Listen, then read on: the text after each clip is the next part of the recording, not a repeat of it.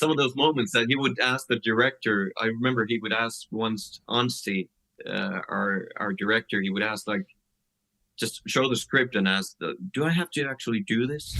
And Anstey would say, but you wrote it, man. You wrote it. Yeah, but it's like a different thing. Now I'm the actor. I was the writer then, 100%. Now I'm the actor. So. Hey, what's up? Welcome to another episode of Wassup Conversations. I'm your host, Tommy Drezonnikufar, and today I have a mega talented guest with a face that almost every gamer recognizes. He is a Finnish actor of Border Town and Invisible Heroes. He's the star behind one of the most famous characters in video game history, Alan Wake. I'm honored to have Mr. Ilkka Villi as my guest today. In this episode, Ilkka and I make a reunion almost 13 years after the first time we had an interview.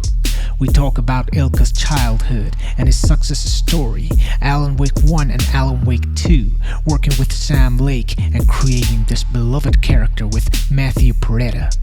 We also play a game where I read the plot of a book and Ilkka has to guess if it's the plot for a children's book or a horror story. Before we begin, please make sure to subscribe to Wassup Conversations if you're enjoying the show. Wassup Conversations is available on YouTube and all the major podcast streaming services. Alan Wake 2 is out on PC, Xbox and PS5 and is already one of the best games of the year. Make sure to check it out. Thank you very much. Let's go. Hello and welcome to Wassup Conversations, Ilkka. It's so great to have you on the podcast and talk to you face to face. I'm so excited to finally see you after so long, man. Well, thank you. Thank you for having me. Yeah. This is great. Last time we spoke was, I guess, like 13 or 12 years ago. I was maybe 17 or 18 and I know I was an Alan Wake fan, so I reached out to you and asked if you would do an interview with me for a magazine. This was the time when I had interviewed only one person in my life, and that was Mika Rotolatti, one of the writers of Alan Wake. To my surprise, not only you did accept doing the interview, you were so kind and patient with me after that. And after interviewing Alan Wake himself, it was such easier to convince other people to do interviews. And here we are, 13 years later, doing the same, but this time in video. I sincerely thank you for your kindness and giving me the chance, and it helped me a lot. And I'm so happy we're doing this again to the sequel of that game. Well, thank you. My pleasure. Yeah. My pleasure. It's quite a timeline we have together here. Yeah. Ilkka, before we begin, I'd like you to play a game with me. By the way, this is so meta. I'm playing Alan Wake 2 at the moment, and by talking to you and seeing your faces, feels like my own reality is being manipulated by Mr. Scratch. So, anyways, getting back to the game. This is how it goes. I'll read the plot of some books very vaguely, and I want you to tell me if it is a children's book or a horror story. Extra points will be given if you also tell me the name of the book as well. You ready? Okay. All right. In a peaceful village, a circle of young companions embarks on a quest to vanquish an ancient shape-shifting presence. Along the way, they discover courage, loyalty, and friendship. That's you were asking if it's children's book or a horror book. Yeah. Okay. That sounded like a children's book, maybe. The first one wasn't children's book. It was It by Stephen King. So it was actually a horror book. Ah. Yeah. Okay. Yeah. Moving to next one. Okay. Story of a girl finding a mysterious underground world. She encounters fabulous creatures that defy all reasonable expectations. With a cat companion. Well, this is a children's book. This is a children's book. But also, can you guess what this is? Was that Alice in Wonderland? Exactly, Alice in Wonderland. Yeah. Oh, got one right. Yeah. All right, the next one. A family moves to a hotel where dad gets a job. The hotel is magical, and the son of the family discovers many secrets about the place and his dad. Well, that's from The Shining, right? That's Shining, exactly. Yeah. So children's book, right? Yeah. Yeah. Okay. Next one. A boy's family is massacred by an evil force. Now he has to defeat this menace with the help of his friends.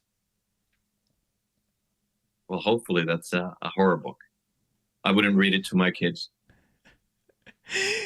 This one is tricky. Do not be don't be fooled by the way I explain them. A boy's family is massacred by an evil force. Now he has to defeat the menace with the help of his friends.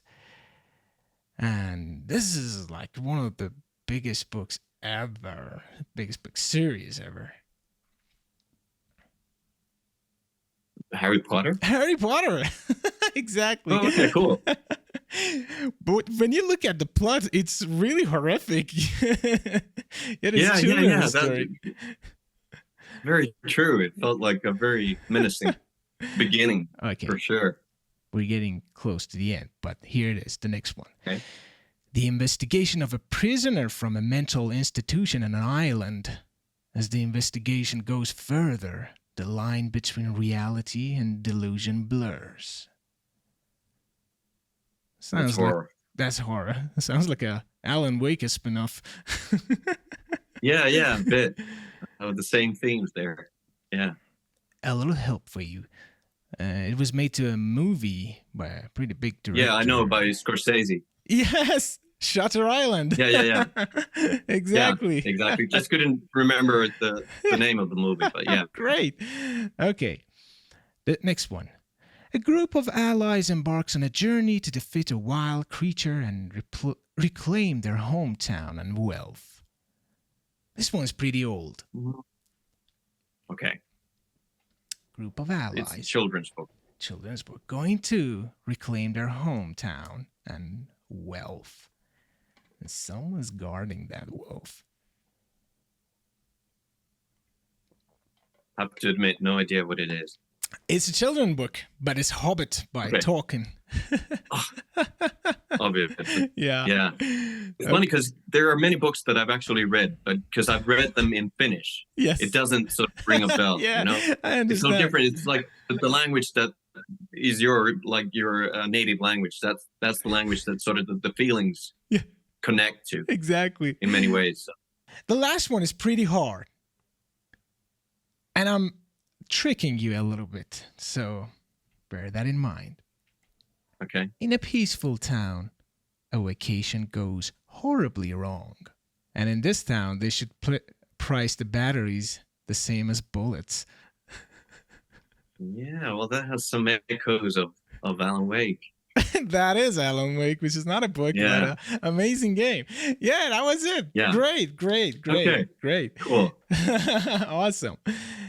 So this was interesting because we found a lot of the similarities to the world of Alan Wake by reading the plot of these books horribly. So let's go back, Ilkka, and talk about your past, if we may. How was childhood? When was the first time you realized you wanted to be an actor, and how did you break in? Well, my childhood, I was born in Finland, but we lived quite a bit abroad when I was a kid. When I was 4 years old, we moved to the US for about 6 months, and then straight from there to the UK for another 6 months, and then to Vienna in Austria for two whole years. And I started school in Austria, in the Vienna International School when I was 5 years old. And we spent 2 years there, and then moved back to Finland and stayed put for quite many years in Finland, in Helsinki, the capital of Finland. And then when I was 14, we moved to the US again. And this time to the Pacific Northwest, as it happens, to Seattle, Washington for about 6 months, and then Berkeley, California for another 6 months. And then last time I came back to Finland again, and then I went to South America, to Santiago de Chile, for a year as an exchange student when I was 17 years old. So by myself, and lived with a host family. in Santiago. And yeah, I think that's kind of shaped me quite a lot. Those years living abroad and just moving from one place to another and having to find like new groups of friends in different places. And I think from a pretty early age on, I learned how to sort of read people in a way and read groups of people, sort of understand the chemistry there and a little bit like understand who's the leader in the group, who's the one who's most open to new friends, and sort of at the same time find a way to kind of find a role for myself, how to fit in, take on a role, not like be trying to be entirely a different person, but sort of just emphasize some sides of myself that needed to be maybe emphasized to fit in that certain group of people, of kids. And that was kind of, looking back at it now, it was sort of the beginning of my acting, maybe in a way, just that kind of experience that I had. And then also just same thing, moving from one place to another. I guess I just also there were like lonely times when I would read a lot of books and go into my sort of imaginary world as well. So that's something that I've kept to this day. I still like to read a lot of books and still sort of enjoy a lot delving into my own imagination as well. But yeah, I remember pretty early on I had this like special experiences of sort of being on stage and acting. I didn't do too much of it, but like just school plays, and I was in the Boy Scouts, and we would do these little shows there, and I could feel this like special spark there, and like a connection that I kind of could have with people and with the audience and maybe other people that I was acting with. So I had that feeling there, but then I come from a family, like a very academic family, and although there were a lot of arts in my childhood family, like a lot of books around, and my parents would take me to the theater and to the movies and concerts and that kind of stuff. But there was no one who was an artist, like as a profession.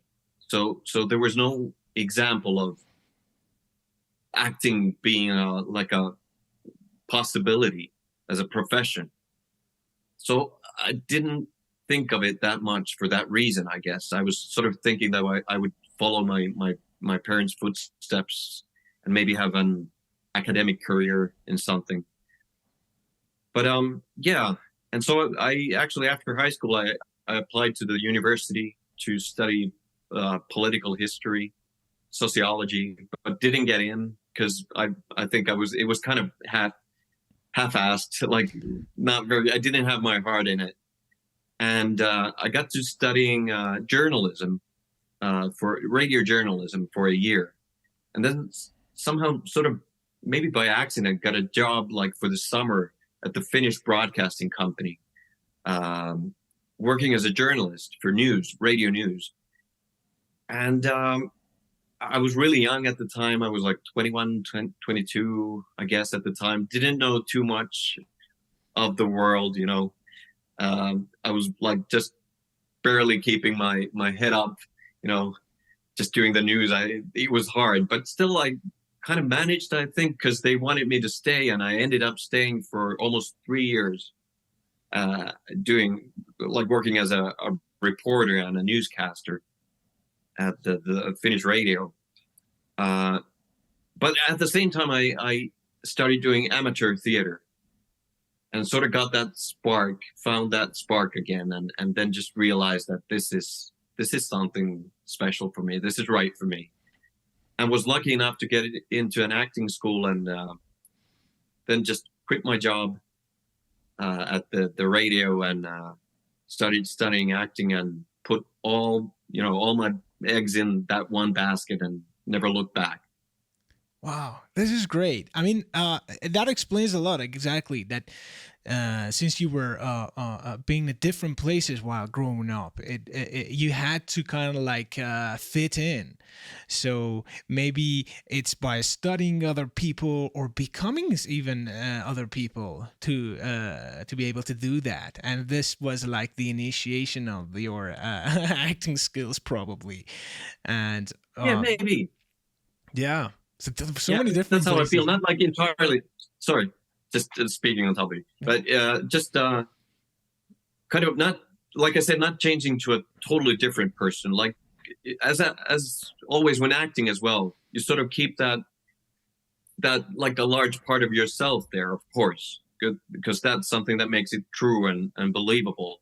But at the same time, you like things, you emphasize certain sides of yourself, and you draw from what you see in other people, and you use that. But you always keep that sort of that essence of yourself, of course. Exactly. Little adjustments. So, very rarely we see the main protagonist of a game be the same as the actor who's playing him. Maybe so famous now. Alan Wake is such an important project in your life. I'm curious, how did this project happen? And looking back at it now, did you ever think such a success would ever happen? Um, well, it all got started for me already in 2005. I got a call from a casting agency, a casting director, asking, if I would come in for an audition for this gaming company here in Finland. Um, I knew very little of games at that point. I knew of Remedy, of course, and Max Payne. Max Payne 1 and 2 were out. I hadn't played them, but I of course, knew of them. And yeah, I went in for an audition. I don't really remember what I did, what kind of audition it was, but a while after that, I got a call from Sam Lake from Remedy, and he asked me to come to the Remedy offices and have a chat, and he would explain what it's all about. So that's what I did, and that's how I got started. Ah, so did you at the moment at that year, 2005, knew kind of had this sense that this is something special, this is something huge? I had no idea it would be huge or that it would last for 18 plus years. No idea of Oh that. my god! I knew it was something special. I knew right away. It felt sort of, it was very interesting working with this gaming company and doing the stuff that I was doing there. In the beginning, it was more of they would take a lot of photos of me, and it was like just trying out like different outfits, different sort of attitudes for Alan Wake. They were still very much looking for like who Alan Wake is, what kind of person he is, what kind of attitude. And we tried. There are some old outfits that are you can see photos of them that we were sort of trying, and then they would change it to something else, like more sort of a rock and roll type of writer. But that was that in the beginning, and then later on, I got a couple of years later, because that was quite a long production as well, Alan Wake 1. But then I got to do more of motion capture for not just for Alan Wake, but for a lot of the NPCs as well in the game. Wow, I So didn't that know was a that. treat. Yeah, I've done a lot because it was just like a very small group of us actors doing all the motion capture for a lot of the characters. Like I did one of the Anderson brothers for Alan Wake 1. I did so many different characters, even a couple female characters, NPCs for Alan Wake 1. So that was really, really interesting. A lot of fun. Wow. So, what were the inspirations behind Alan Wake for you and Matthew Peretta, the voice of Alan Wake? The inspirations? Well, I mean, it all comes down to the script and the conversations that we had with Sam and everybody else that we were working with. And yeah, on this one, on Alan Wake 2, it was, of course, for Matt and myself, I'm sure that we've had this character with us for such a long time. So it's kind of like a second nature in a way, second skin. but yeah, it was just the inspiration comes from the script, of course, from the story, and then all these talks and conversations that we've had with Sam Lake and Ansi Määttä, who was their cinematics and live action director on Alan Wake 2. Those were sort of my closest, closest people I worked with Yeah. on Alan Wake 2. So this one is Alan Wake 2 is very, very, very different from the previous one in a good way. So, like there are a lot of live actions. There are this mix of gameplay and live actions. This is all over the place, and this is amazing. So, and you even play more and more characters. Scratch, Tom the Poet. So, what were the differences making Alan Wake 2 compared to the first one for you? Well, for sure, it was technically and artistically. Yeah, it was a lot bigger as a production for me. I did a lot more. I did a lot of work for Alan Wake 1. People sometimes don't really realize all the motion capture, all the performance capture that's involved in a game. I've found out that people often talk about just like the voice acting part, which I understand. It's more obvious, but there's just so much of acting involved in other areas as well, like motion capture and performance capture. But yeah, on Alan Wake 2, it was, excuse me, it was sort of, for me, it was the motion capture part, then the performance capture part, and now, like you said, a lot of live action stuff as well. So a lot of just pretty much similar to doing a movie or a TV series. But technically, I mean, the motion capture part and the performance capture or the face capture, that, like, as work, it wasn't that different from Alan Wake 1.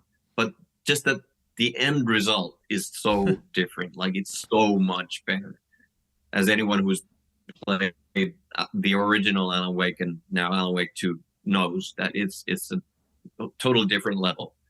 So that's really nice. Like, what you do actually in the booth, like for the face capture part, it sort of, you really get a nice result in the end game. And it's a lot of work. I mean, I'm kind of close to the ending of Alan Wake 2, and I'm like staggered by it. Like, how many footages did you guys just shoot for this? This is amazing. Yeah. Well, I worked on it for more than 3 years. Wow. Not like constantly. There would be like times, like months in between that we didn't have any shoots, but we would work a lot. So it was a lot of work. And what makes it interesting is that, as everybody knows who's interested in and has played the game, that Alan Wake is acted by 2 actors. So it's Matthew Peretta, the wonderful voice actor, and then it's me doing the physical acting. And that makes it interesting as well, that we have that combination there. So we sort of, but it's great. I mean, like I said, we both know the character pretty well.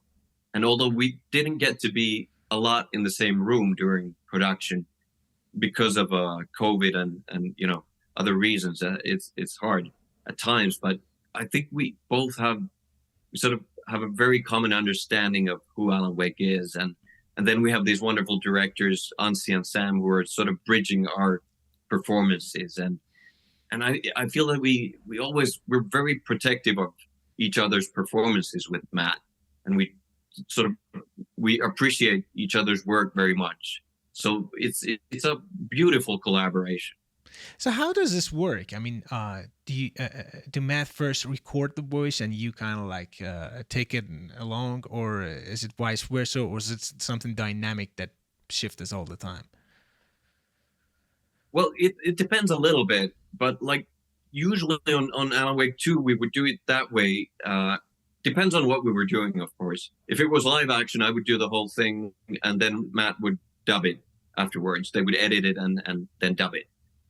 And for in-game or sort of cinematic stuff, we would do it that way, that I would do the motion capture first and with, doing the lines and everything. And they would record those, the whole thing, the voice included.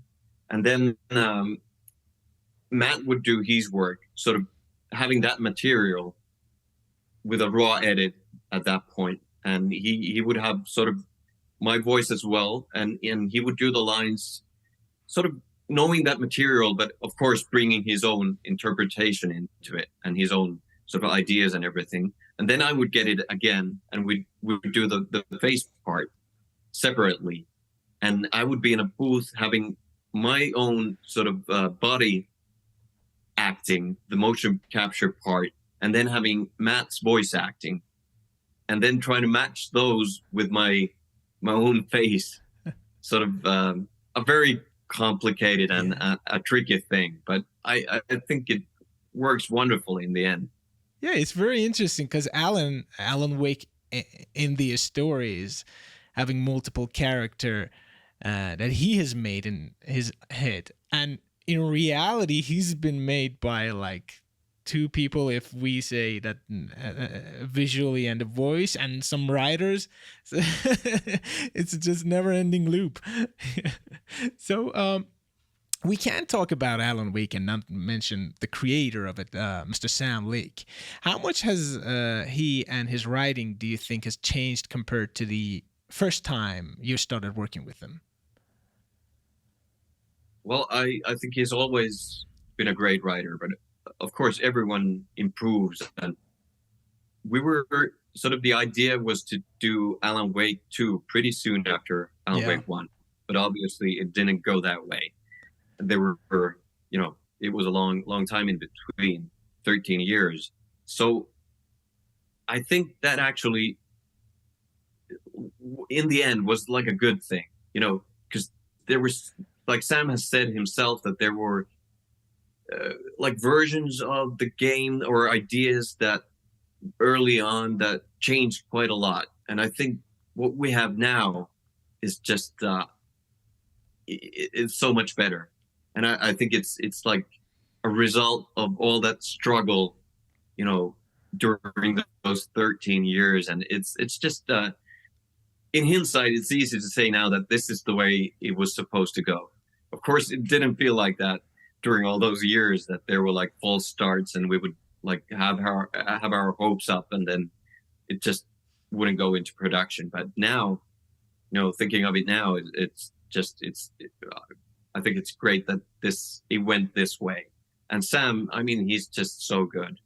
He's so sort of, the stories he comes up with, he and his team. I mean, it's not obviously him alone. It's a lot of people, but he is the sort of primus motor there behind it, and he's crazy world that he has in his head that's so important for this game, and he's such a fun guy to work with as well.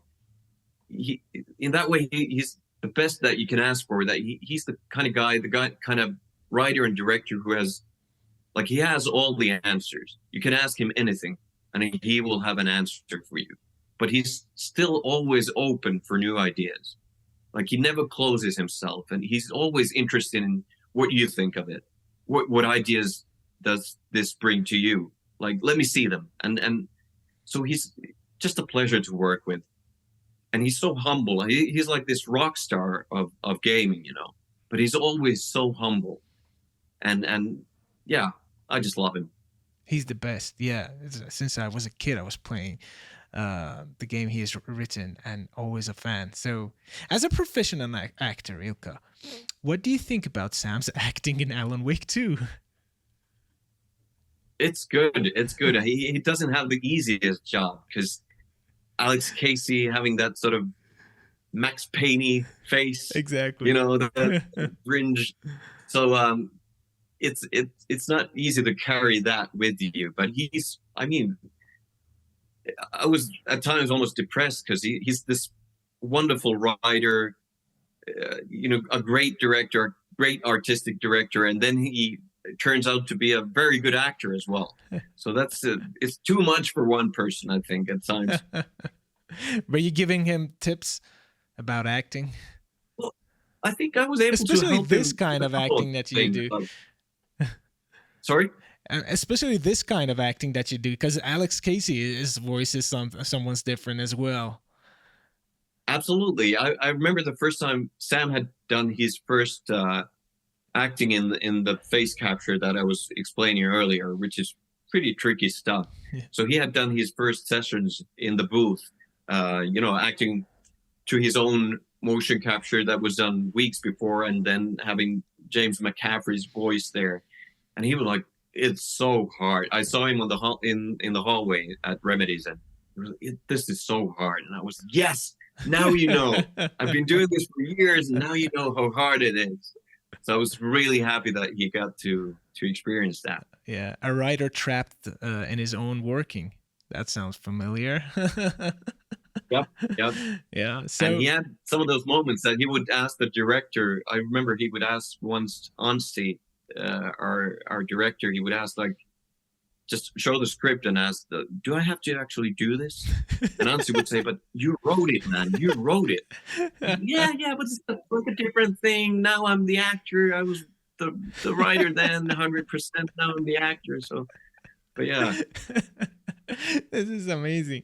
So, looking deep at the character of Alan, I'm always fascinated by how personal his story is. Underneath of this huge plot, and its world, when I look at him, at his core, there is a man trying hard to keep up with his past success, a true nightmare for any artist that one day he or she might not be able to do as good as she is today.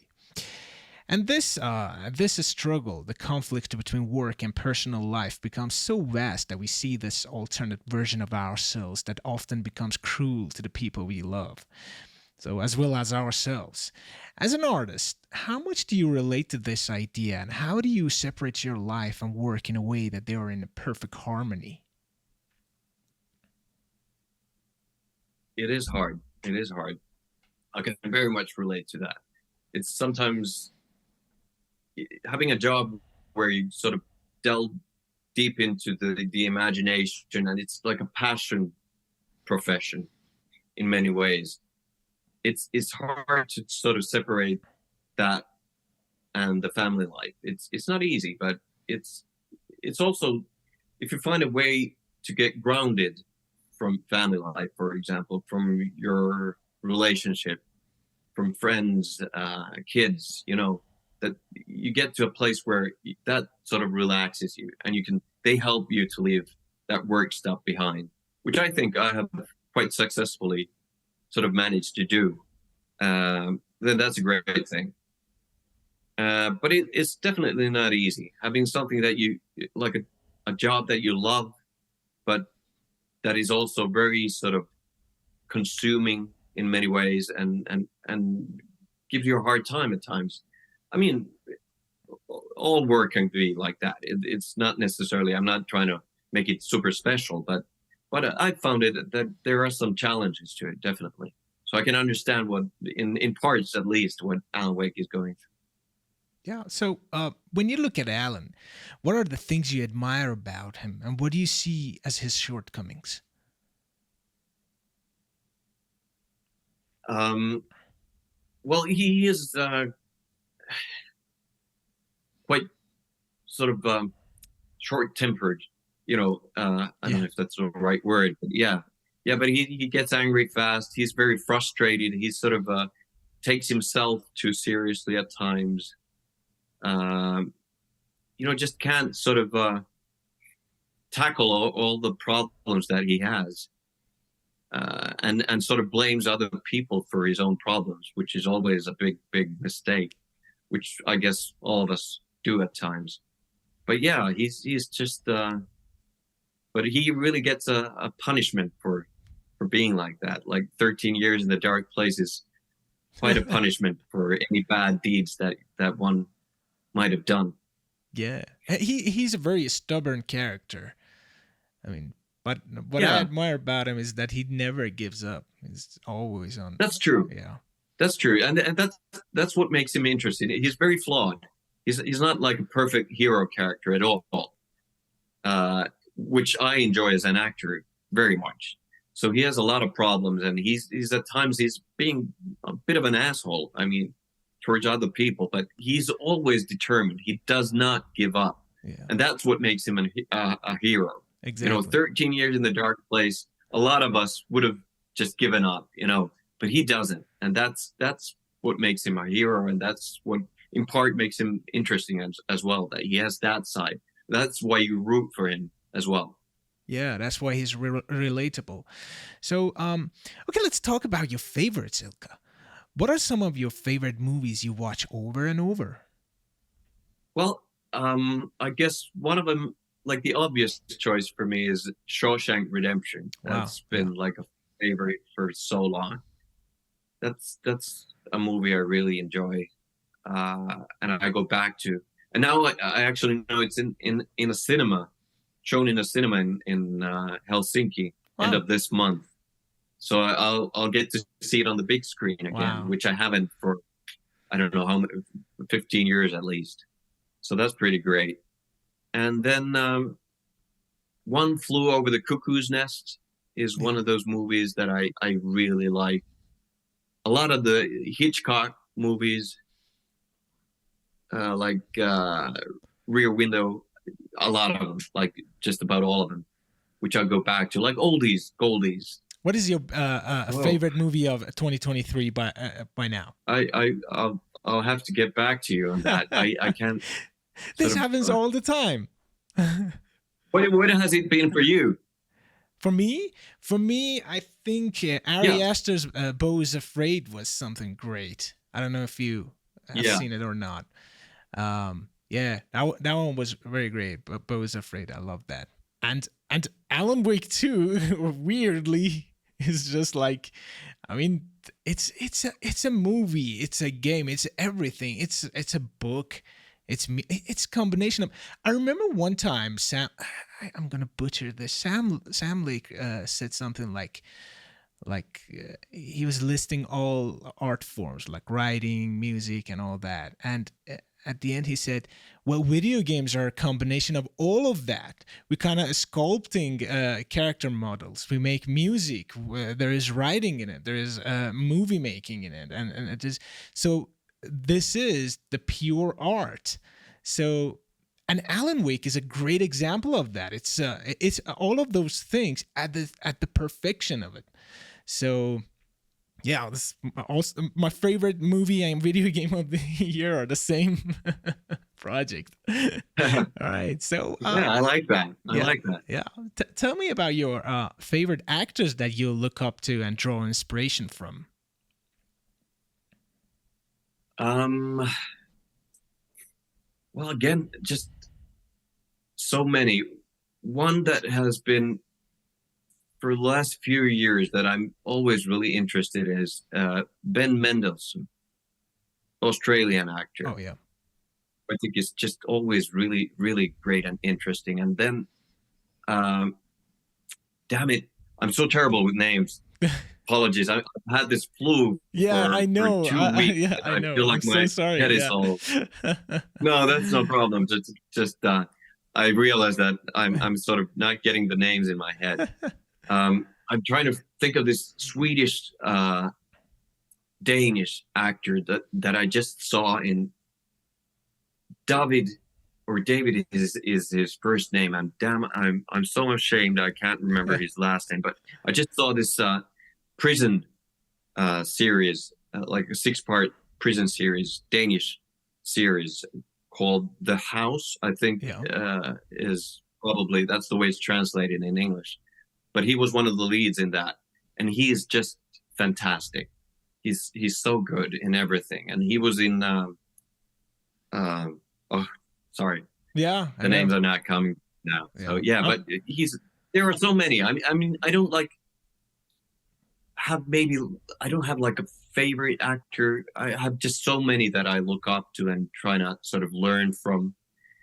But at the same time, I realize that you have to find you can't sort of never copy someone else or you can pick like things, of course, and learn stuff, but then you have to sort of just find your own way and just learn to know yourself and sort of just collect stuff in your personal iCloud, just experiences and stuff, and sort of read a lot. I think books help me a lot. So that sort of, because they leave so much space for your imagination. So acting wise, that's sort of a very good tool Yeah. and means to have to help you. So yeah.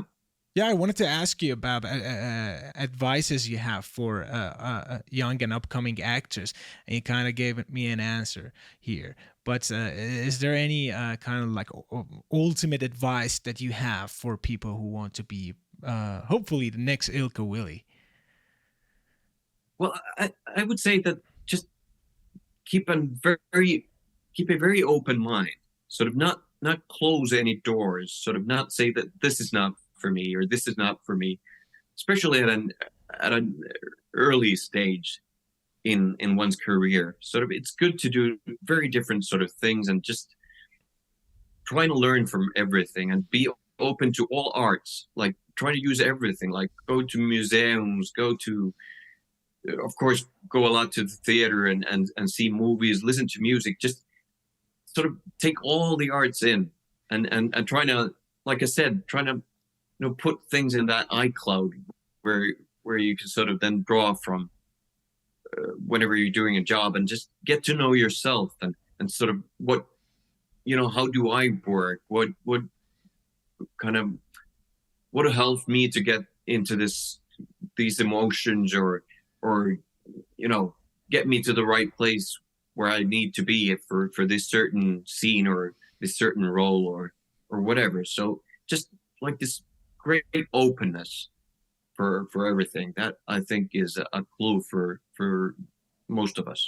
Exactly, that is great advice. I mean, you yourself are is a great example of that. I mean, 2005, come join us making a video game, and one would say, huh, video games, no way. But look at it now. It beats ass. It's Yeah. such a great form of art. Yeah. So this is it, Ilkka. Thank you so much. You're one of the kindest people I know, and your art and professionalism are equally impressive. Since teenagehood, I've been impressed by your character and the characters you portrayed as well.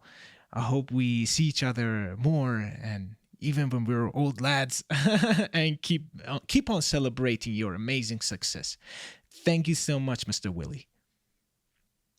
Thank you so much, Hamidreza. This was great. I really appreciate this, and I hope we get to do it again. As old chaps, Yeah. at least at some point, or maybe even sooner. Hopefully. Exactly. But thank you very much. Hopefully in person, sir. Yeah, Yeah. that would be great. Great. Thank you.